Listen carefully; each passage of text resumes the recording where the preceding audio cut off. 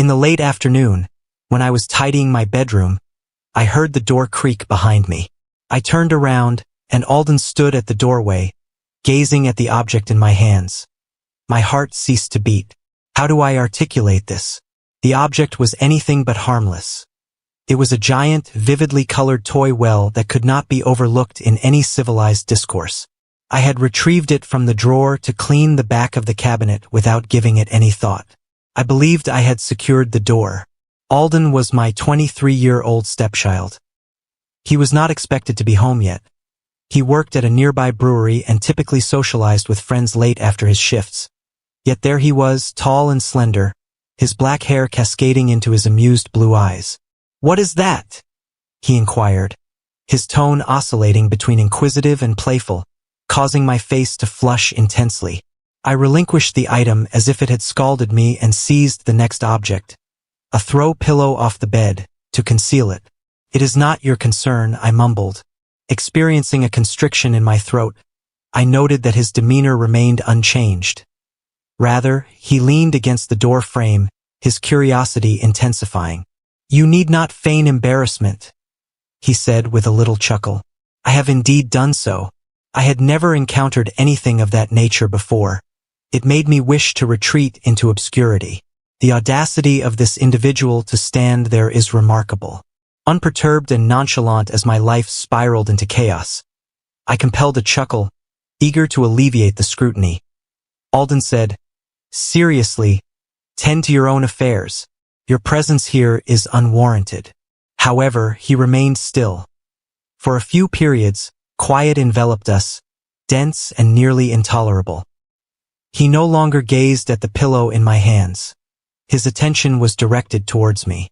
His stare was distinct, without the customary relaxed or joking expressions to which I was accustomed. This one persisted excessively and with great intensity. It was as though he had removed a layer of the persona he believed I embodied and discovered a completely other individual. I had an unusual sensation, a spark of warmth deep within my chest, followed by a piercing stab of remorse. This was erroneous. This was unequivocally erroneous. I was his stepmother, for heaven's sake. I was married to his father. I negated and disrupted the stillness. Alden only shrugged, raising his hands in false capitulation. He acknowledged with a casual tone, although before departing, he cast one more glance at me, a gaze that intensified my already tumultuous thoughts as the door shut behind him. I seated myself on the bed's edge, the pillow firmly held to my breast, my heart beating. I was unable to return the item to the drawer. An imperceptible change had occurred in the atmosphere between us, and despite my efforts to disregard it, I realized I would never perceive Alden in the same manner for the remainder of the evening. The moment lingered in my thoughts. I made an attempt. I prepared supper, organized the laundry, and sat with Victor on the couch while he browsed through classic westerns on the television. Yet, Alden's delighted smile and the disconcerting glimmer in his eyes lingered in my mind. Victor scarcely acknowledged my preoccupation. It was inconsequential. He had been engrossed in his hobbies, gardening, woodworking, and crossword puzzles, for years since his retirement. I did not have any resentment against him for this. That would have been overly simplistic.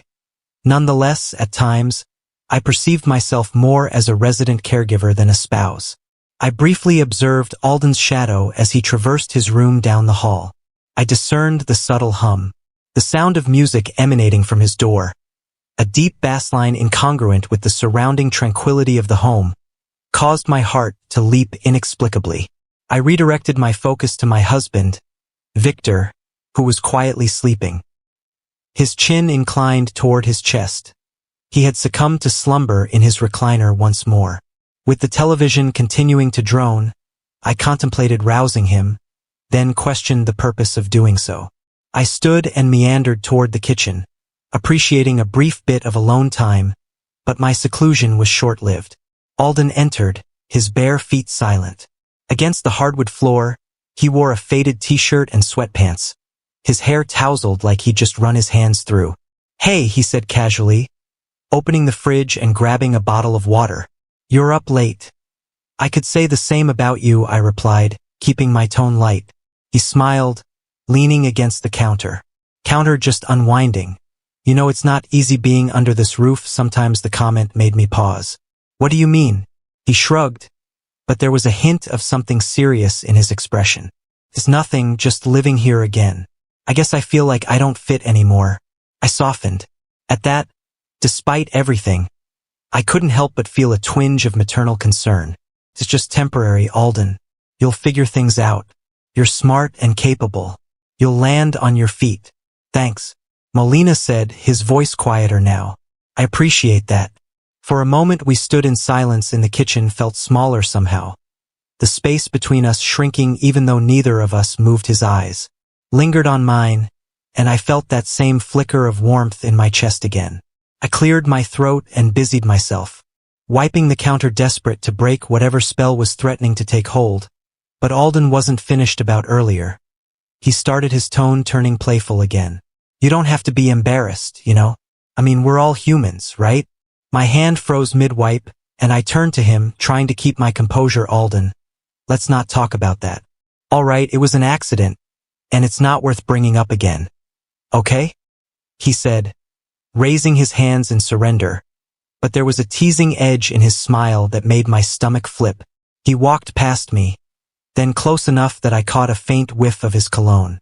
I didn't turn around, but I could feel his presence behind me for a moment before he finally left the kitchen that night. As I lay in bed next to Victor, my mind raced. What was happening to me, to us, to this house? I'd always been able to maintain clear boundaries that weren't meant to be crossed, but Alden had a way of bending those lines even when he wasn't trying to. And the worst part was I wasn't sure I wanted him to stop. The next morning I tried to act normal. I prepared breakfast like I always did, eggs, toast, and coffee for Victor, smoothie for myself. Alden was the last to come into the kitchen as usual. His hair still damp from a shower, he greeted Victor with a casual morning and me with a warm smile that made my pulse quicken. The three of us sat at the table, the clinking of silverware and occasional snippets of conversation filling the air. But underneath it all, I could feel the tension every time Alden's hand brushed mine as we passed the salt or refilled coffee. It felt deliberate. I caught him watching me more. Then once, his gaze steady and unreadable. Victor, of course, noticed none of this. After breakfast, Alden offered to help me clean up. Normally he would have disappeared into his room or out with friends, so his offer caught me off guard. You don't have to, I said, stack plates in the sink. I want to, he replied, already grabbing a dish rag. We worked in silence for a while, but the air between us felt charged.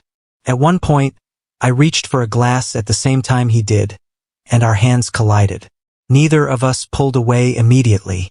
You're different, he said, quietly, his voice just above a whisper. What do you mean? I asked, my throat suddenly dry. He hesitated, his eyes searching mine. I don't know you. Just you. Don't act like other women your age. I laughed nervously, stepping back to create some distance. Well, that's flattering. I suppose it's not. Just that, he continued, his tone serious now. You're real. You actually listen. You see people. The sincerity in his voice took me off guard. I didn't know what to say, so I turned back to the dishes, but as I scrubbed, I felt his presence close. Behind me, my heart was racing again, and I hated how much I wanted him to stay there before I could gather my thoughts. Victor's voice called from the living room, Molina, where's my crossword book? The moment shattered, and Alden stepped back, giving me a small, knowing smile. I'll let you get back to him, he said, voice light again. As he walked away, I felt a mix of relief and longing. I knew I was playing with fire, but some part of me couldn't help but reach for the heat. That afternoon I busied myself with errands, anything to keep my mind occupied. But when I returned home, I found Alden sitting on the porch steps, staring out at the yard. He looked lost in thought, a far cry from the confident young man I was used to seeing. Said softly as I approached. He looked up, his face breaking into a small smile. Hey, everything all right? He hesitated before answering. Yeah, just thinking about what? About life, I guess, where I'm headed, where I should be headed. I sat down beside him, keeping a safe distance, but close enough that I could feel the warmth of his presence. You're young, Alden. You don't have to have it all figured out yet, maybe, he said, his gaze still fixed on the yard. Then after a pause he added, do you ever feel like you're meant for something different, like you're trapped in the wrong story? His words hit closer to home than I cared to admit. I wanted to comfort him, to tell him everything would be okay. But the truth was I didn't believe that myself. Instead, I placed a hand on his shoulder and squeezed gently. "You're not trapped," I said, hoping he wouldn't notice the tremor in my voice. For a moment he covered my hand with his, and the gesture felt impossibly intimate. I pulled away quickly, but the damage was done. Another line crossed, another boundary blurred, and I wasn't sure I had the strength to stop it anymore. That evening the sky turned dark with an oncoming storm, and the air hung heavy as though the world itself was waiting for something to happen. Victor had gone to bed early, as he often did, complaining about an aching shoulder. I had settled into the living room with a book in hand, but I couldn't focus on the storm outside. Mirrored the one building within me something restless, unpredictable, and dangerous. Alden was in the kitchen, the sound of the fridge opening and closing carrying through the quiet house. I could hear the faint clink of glass as he poured himself a drink. Moments later, he appeared in the doorway of the living room holding 2 glasses of whiskey. He asked, raising an eyebrow. I blinked, caught off guard. "I don't usually drink this late." "Well, maybe tonight's an exception," he said with a grin, handing me a glass without waiting for an answer. I hesitated but took the cool glass. Pressing against my palm, Alden sank into the armchair across from me, stretching his legs out casually. The lamp beside me cast a warm glow across his face, highlighting the sharp angles of his jaw and the faint shadow of stubble on his chin. "What are you reading?" he asked, nodding toward the book in my lap. "Just something light," I replied, holding it up. "Briefly, nothing exciting," he smirked. "I find that hard to believe." I laughed, softly taking a sip of the whiskey. It burned, but it was a welcome distraction from the tension that had been building. All day for a while we sat in comfortable silence, the storm outside growing louder, but then he spoke again. His voice is low. "Can I ask you something?" I glanced at him wearily. "Depends on what it is." He swirled the liquid in his glass, his eyes fixed on it as though he were gathering his thoughts. "Do you ever feel stuck?" His question startled me. It was eerily similar to the one he'd asked earlier on the porch, but now there was a different weight to it. Sometimes, I admitted. My voice was quieter than I intended. He looked up, then his eyes met mine. "You don't seem like someone who should be stuck. You're too alive for that." I felt my cheeks flush, and I looked away, setting my glass down on the coffee table. "Alden, you shouldn't say things like that." "Why not?" "It's true." His words hung in the air, thick with unspoken meaning. I stood abruptly, needing to put space between us. "I think it's time we called it a night," I said, avoiding his gaze. But before I could leave the room, the power went out. The sudden darkness was disorienting, and I froze mid-step. I muttered, my voice shaking. "It's just the storm," Alden said, his tone calm. I heard him stand, the soft shuffle of his feet on the carpet. "Hold on, I'll find a flashlight." I heard him move closer, the faint rustle of fabric as he passed me. Then his hand brushed against mine in the dark, and I sucked in a sharp breath. "Sorry," he murmured, but he didn't pull away. His hand lingered warm against mine, and the air between us seemed to shift. I didn't move. I couldn't. My heart was pounding so loudly I was certain he could hear it. "Molina," said softly, his voice barely more than a whisper. I turned toward him even though I couldn't see him in the dark, but I could feel his presence, his warmth, his steady breathing, and then his hand slid up to my wrist, holding it gently. "This is a bad idea," I said, my voice trembling. "I know," he replied, but he didn't let go. The first crack of lightning lit up the room for a brief second, and in that moment I saw his face, earnest, vulnerable, and impossibly close, and then he kissed me. The kiss was soft at first, tentative, as though he was waiting for me to push him away, but I didn't. Instead, I found myself leaning into him, my hands gripping his shirt as though he were the only solid thing in a spinning world. When the lights flickered back on, and we broke apart, both of us breathing hard at the reality of what we just hit me like a wave, and I stepped back, my hands trembling. "Can't happen," I said, shaking my head. Alden didn't argue. He just stood there, his expression unreadable. "I know," he said, again his voice steady, but the damage was done. The next few days were a blur of stolen glances and unspoken words. I avoided Alden as much as I could. throwing myself into chores and errands, anything to keep my mind occupied. But no matter how hard I tried, I couldn't forget the feel of his lips on mine or the way his hand had lingered on my wrist one evening. As I was folding laundry in the guest room, Alden appeared in the doorway. "We need to talk," he said, his voice firm. I didn't look up. "There's nothing to talk about." "Yes, there is." He stepped into the room, closing the door behind him. I sighed, setting the laundry down and finally meeting his gaze. "Alden, whatever this is, it has to stop." "It's wrong, is it?" he asked in his tone. "Challenging because it doesn't feel wrong to me." His words sent a shiver down my spine, but I forced myself to stay calm. "You don't understand. If Victor ever found out, he won't." Alden interrupt. "And even if he did, do you really think he'd care? He barely notices you anymore." His words stung, partly because they were true, but that didn't make them right. "This isn't about him," I said, my voice rising. "Is about us, about the fact that this, whatever this is, can't happen. It's not just wrong. It's impossible." Alden took a step closer, his eyes locked on mine. "Why?" "Because you're afraid of what people might think, because you're afraid of what you might think." I opened my mouth to respond, but no words came out. Molina continued, his voice softer. "Now, I'm not trying to make this harder for you, but I can't pretend I don't feel something for you. And I don't think you." I felt tears pricking at the corners of my eyes, and I looked away from you. "I don't understand," I whispered.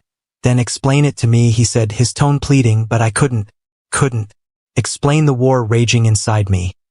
The guilt, the fear, the longing. So instead I shook my head and pushed past him, leaving the room without another word. That night I couldn't sleep.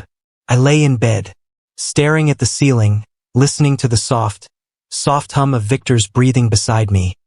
My mind was a whirlwind of thoughts and emotions, none of which I could untangle. At some point, I got up and went to the kitchen, hoping for a glass of water would help calm my nerves. But as I stepped into the hallway, I froze. Alden's door was open, and he was standing there leaning against the door frame as though he'd been waiting for me. "Can't sleep?" he asked, his voice low. I shook my head, unable to find my voice. For a long moment we just stared at each other, the silence between us heavy and charged, and then, without thinking, I turned and walked back to my room, closing the door behind me. But even as I lay back down, I knew this wasn't over. Whatever this was, this impossible, dangerous thing between us, it wasn't going away, and I wasn't sure I wanted it. The next time it happened, there wasn't a storm to blame nor a flickering light to hide behind. This time it was deliberate. It started in the laundry room of all places. I was pulling warm towels from the dryer, the mundane rhythm of folding them, offering some kind of escape. The house was quiet.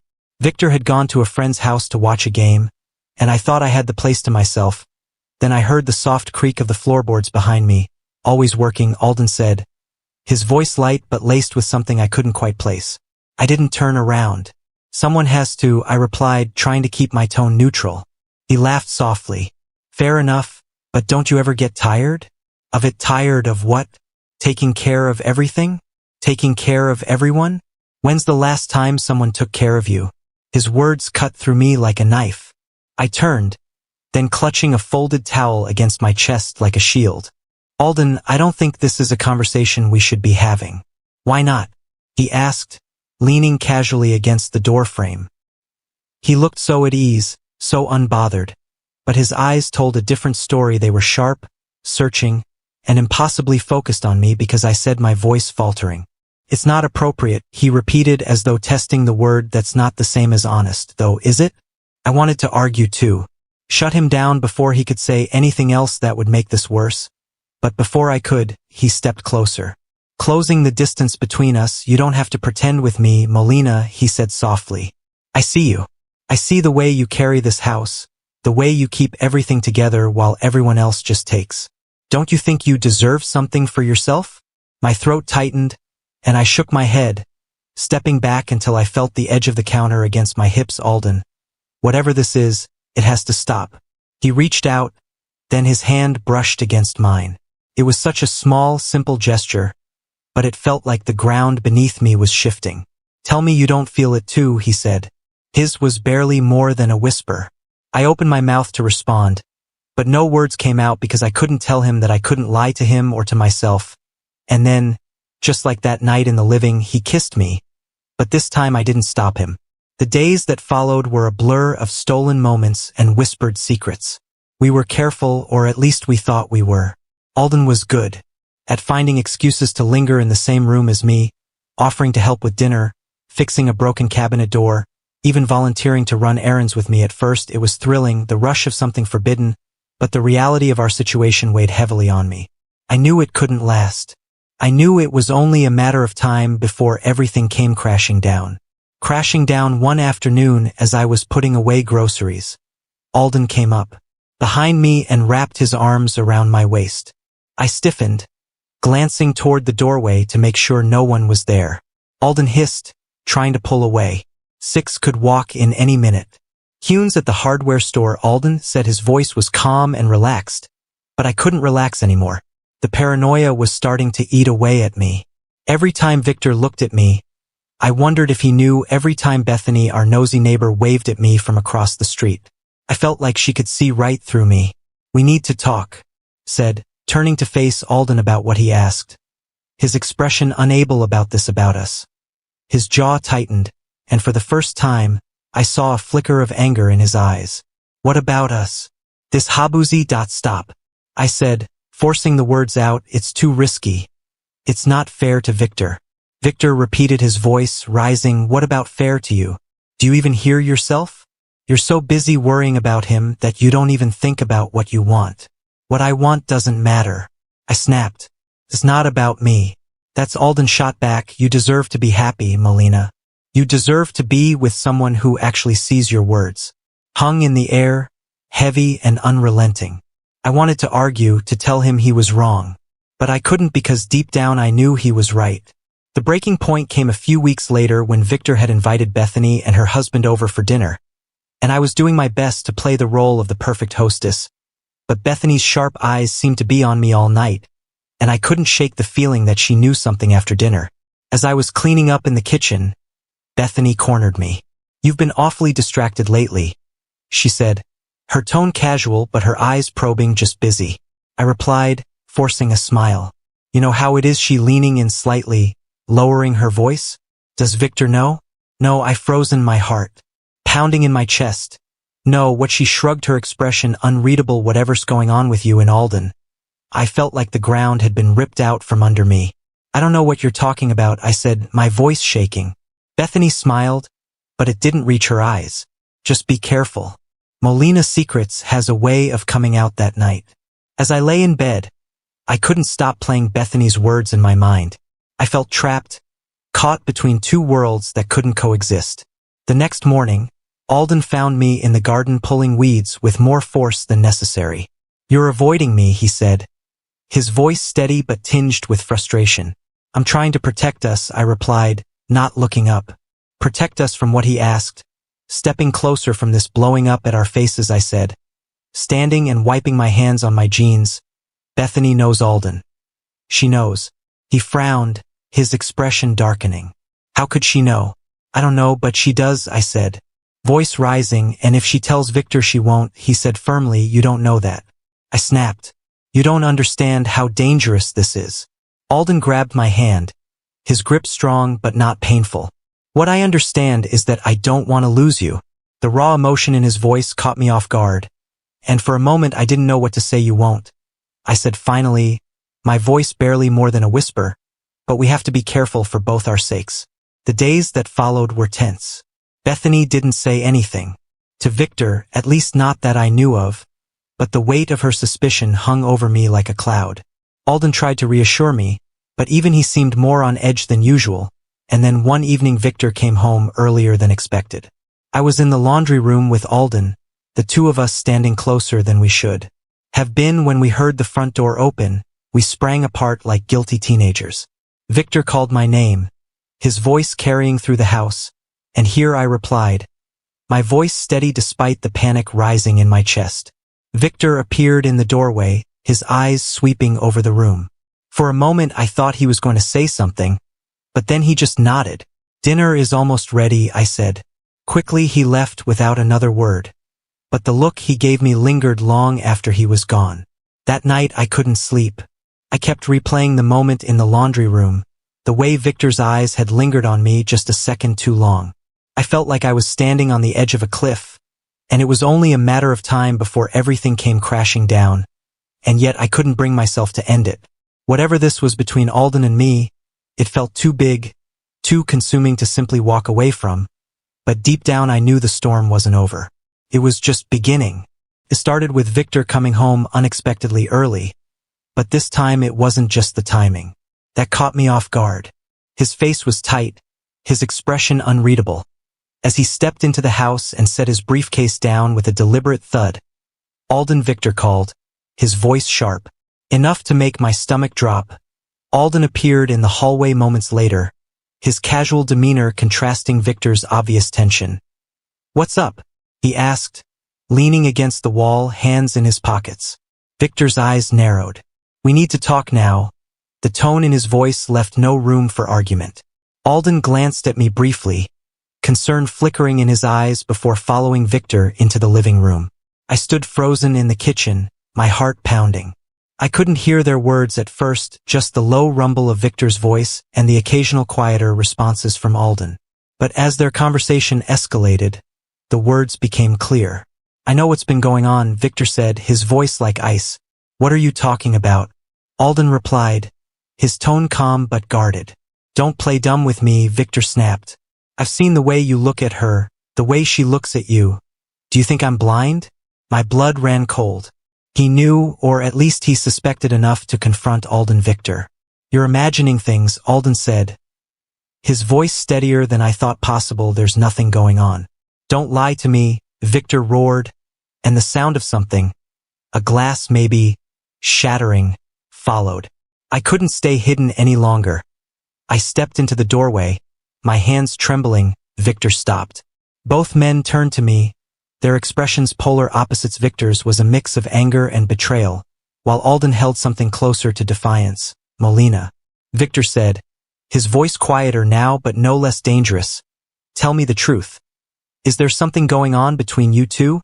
I opened my mouth, but the words wouldn't come. My silence was answer enough. Victor laughed bitterly, running a hand through his thinning hair. "I knew it," he said, his voice cracking. I didn't want to believe it, but I knew. "Victor, please." I began stepping closer. He snapped, holding up a hand, "And don't try to explain it. There's nothing you can say that will make this okay." The room fell into a tense silence, broken only by the sound of the clock ticking on the wall.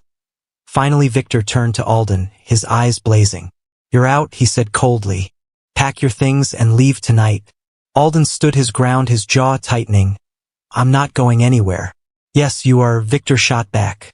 "You're not going to stay under my roof and disrespect me like this." "I think you should calm down," Alden said, his tone low, but firm, which only made Victor angrier. He stepped closer to Alden, his fists clenched at his sides. "Don't tell me to calm down, you little—" "Stop it," I shouted, stepping between them. "Both of you just stop." Victor turned to me, his eyes filled with hurt. "How could you, Molina?" he asked, his voice breaking. "After everything I've done for you. I didn't mean for this to happen," I said, tears streaming down my face.